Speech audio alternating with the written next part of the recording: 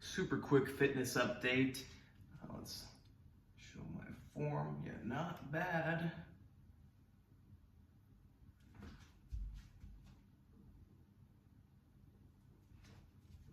Now this, just not good angle for the camera.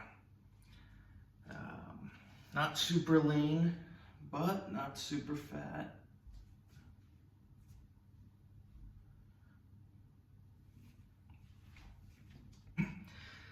So, I am starting, what am I doing actually? I'm increasing frequency of my workouts, and I'm starting to get the mind-muscle connection for dumbbell presses, because for the last 3 years or so, I only did barbell. So I've been doing dumbbell presses with kind of light weights and working on coming as far down as possible. I'm not very flexible in the chest, but I've been working on improving it because I think that's good. So I'm up to 30 kilograms, 66 pounds, incline, 45-degree angle, sometimes 30, sometimes 70. Just going nice and slow all the way down and just trying to improve the health of my chest and get the movement down, because there's a difference between your strength and how well your nervous system knows a specific movement. Once you get the movement down perfect and it just comes right out smoothly, then you can increase the weight. So what will dictate how fast I increase the weight for my dumbbell presses? I don't want to get tendonitis. When I got back in the gym in the end of February, beginning of March, I guess it would be March actually, I got back in fast, got tendonitis all over the place, back was hurting, some old tendon and ligament tears were flaring up. It was too fast. So now I'm gonna be more careful. I've been more careful the last few months, especially, just taking it nice and light and easy. You know, I was using the stretchy bands, doing that every day. I've dropped that just because it's a matter of time, and I'm going to the gym frequent enough that I don't feel like I need those stretchy band workouts, but maybe I'll toss them back in. I was doing curls, tricep extensions, and reverse flies, plus hand squeezing. So in the gym, I'm using machines for legs, just extensions, leg curls, and calf raises. I'm doing light weights for deadlift. Today I did a 20 on each side, then another 20 on each side, then a 10 on each side. I only did like 4 reps. My lower back's just not used to doing deadlifts. I was doing 3 plates, 140 kilos for squats, 10 reps back in the summer, but I have not done any squats since, I don't know, July maybe? Maybe August, maybe. So my lower back's not bad, but I want to be careful. I really messed it up I messed up my entire back in June of 2023. Health is number one, bodybuilding competitions comes after that. So just taking it easy all around. Typically I'm using like 14 kilos, 15 kilos for curls, but a couple weeks ago I was getting ready to do deadlifts, and I'm like, I feel like doing curls. So with a 20 on each side, I did, 6, 7. And then a few days ago, I did it again. And then I'm like, let's see if I can do a strict curl. So, I had my butt, my shoulders, and my head against the wall, and I did a strict curl. Actually, I did 2 with the 60. And then I'm like, don't waste strength. Let's try it with 75, because that would be enough to become master of sport here. Didn't get it for 75. Now the thing is, I'm 84 kilos right now. If I were 82 and a half, I would only need to do 70 kilos for a strict curl. I'm sure if I practice that a little bit, obviously my first strict curls ever in my entire life are not gonna be my best. But if I practice strict curls a little bit, I can definitely get 70.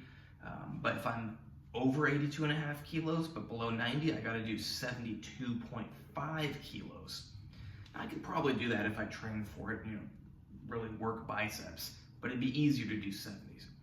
I would like that title, Master of Sport. It's a government given title. I would put it on my Instagram, and then someday if I work in a hospital, I'd want to put it on my hospital door. Nobody does that. But instead of it being like Andrew Hutchings, medical doctor, PhD, it'll be like Andrew Hutchings, medical doctor, PhD, master of sport. People like, master of sport? What? Why is there a master of sport in the hospital? Because there is. So yeah, it's not really important, but considering that I can get it, eventually I want to go to a competition, get it. I still got to figure out what. My wife was telling me you got to do at least 2 competitions to get it. And then we were reading something like you have to go to international. I don't know. So I got to find out about that. But overall, things are going good. Getting back into the groove of working out with higher frequency because there's metabolic changes that go on in your body. You can, if you detrain, you may keep a lot of your strength, but your body needs a lot of time between workouts to recover. I always have slow recovery. But if I am on top of things, and I've been on top of my diet, I wake up, I eat like a pound of beef, then, maybe I'll have eggs, then later in the day, chicken with buckwheat and microgreens. The point is, I'm getting my high protein meals in like clockwork. I cut out all the junk so the weight's going away. Next step for losing weight is I gotta cut out the alcohol. Then more weight should just go away.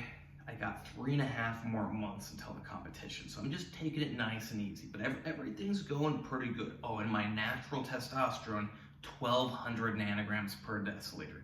Now, part of that is I've been taking a little bit of clomiphene, 12.5 milligrams most days lately, but I'm also eating a really high-fat diet.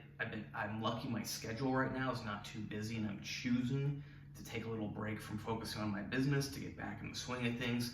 So I've been sleeping 9 to 10 hours a night for the last few weeks. And like clockwork, eating all my meals. Beef, eggs, chicken every day. And sometimes I toss in some fish. But I'm eating like a pound of beef a day, 5 eggs a day, and then about, I don't know after you take all the bones and skin off, but before you do, I'm eating about 1.6 pounds of chicken thighs, but then I remove the skin and the bone, so I don't know how much it is. Let's just say 1 pound. On top of that, I'll throw in a protein drink oftentimes. So yeah, things are going well. Can I keep up the 9 to 10 hours of sleep and everything? Probably not, but it's good that I'm doing it for now. I gotta get back focused on my business. And then in January, final exams are gonna not gonna be coming up, they'll be there. So yeah, just taking advantage of this time right now where I'm focusing a lot on fitness. And in about 3 weeks, I will stop being natural. So I'll have 3 months to have enhanced preparation for the competition. But I'm super happy with how I'm looking, how I'm feeling, how I'm performing right now. I do not need to be enhanced to do a bodybuilding competition, but I want to be. If I'm gonna do a competition, I wanna come in as good as possible. I can come in great naturally, but I would rather come in even better. Hope you like this video. Please like, subscribe, and comment. Check out the other videos. Check out my Instagram, AndreyHutch, AndreyHutch, where you can hire me for training, consultations, plans, coaching, whatever. Same thing with diet, same thing with supplements, same thing with special supplements, which can be great if you know how to use them properly, but disastrous if you don't. You only got one life, one body. Don't wreck it. So, say you have to spend $100. Now, $100 might not be all you have to spend, but let's just make up this number. Say you have to spend $100 to not wreck your health. That's a good idea. Plus, if you wreck your health, you're gonna lose time, which means you're gonna lose money. It's better to spend the money ahead of time to hire an expert to help you preserve your health so you don't ruin your health, which is the worst thing, and then you're gonna lose time later on and money later. Just do things right to begin with. And I'm one person who can help inform you very, very well. Got a lot of experience and knowledge of the human body. Apparently, if it's over 10 minutes, someday you can make more money from YouTube. I'm not currently monetized, but let's give it 10 more seconds.